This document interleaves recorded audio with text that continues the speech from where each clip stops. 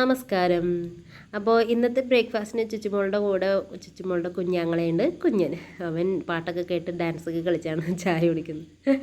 അപ്പോൾ ഞാൻ അവർക്ക് ഫുഡൊക്കെ കൊടുത്തിട്ട് ഇതേ കറി വയ്ക്കാനായിട്ട് വന്നു.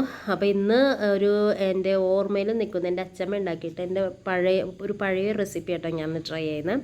അതായത് തക്കാളി പച്ചക്കടുക് അരച്ചിട്ട് ഇതിനാണോ പച്ചടി എന്ന് പറയുന്നതെന്ന് എനിക്കറിയില്ല കേട്ടോ.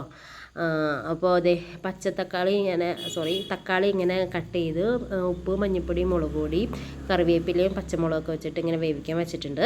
അത് വെന്ത് വന്നപ്പോൾ കുറച്ച് നാളികേരം എടുത്ത് അതിൽ കടുക് പച്ചയോടെ കേട്ടോ കടുക് ഇട്ടിട്ട് വേറെ ഒന്നും ഇടരുത്, കടുക് മാത്രം ഇട്ട് അരച്ച് നല്ല മഷി പോലെ അരച്ച് ഇതിലങ്ങ് ചേർത്ത് ഇളക്കുക.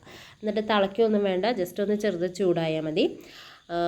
അപ്പോൾ അത് കഴിഞ്ഞ് ചൂടാക്കി അത് ഇറക്കി വെച്ചു. അതിന് ശേഷം താളിക്കാനായിട്ട് കടുകിട്ടു. പിന്നെ വറ്റൽമുളകും കറിവേപ്പിലയും മാത്രം, കറിവേപ്പില വേണമെങ്കിൽ നമ്മൾ നേരത്തെ വേവിച്ചപ്പോൾ ഇട്ടതായിരുന്നു. അപ്പോൾ വേണമെന്നുണ്ടെങ്കിൽ ഇട്ടാൽ മതി. അങ്ങനെ ഉള്ളിയൊന്നും അരിഞ്ഞിട്ടത് നശിപ്പിക്കരുത്, ഉള്ളിയൊന്നും വേണ്ട. അപ്പോൾ ഈ വറ്റൽമുളകും വേപ്പിലയും മാത്രം മതി. അപ്പോൾ ഇതിട്ട് നന്നായിട്ട് മൂപ്പിക്കാം. വറ്റൽമുളകൊക്കെ ഒന്ന് ചൂടാവണം കേട്ടോ. എന്നിട്ട് മുപ്പിച്ചതിന് ശേഷം അതിലേക്ക് അങ്ങ് ഒഴിക്കാം. അതിന് ശേഷം പപ്പടം ഒരു വെറൈറ്റി ആയിട്ട് ഇച്ചിരി നീളത്തിലൊക്കെ കീറി വറുത്ത് ഇതാണ് അപ്പോൾ ഇന്നത്തെ ഉച്ചക്കലത്തെ ഊണ്.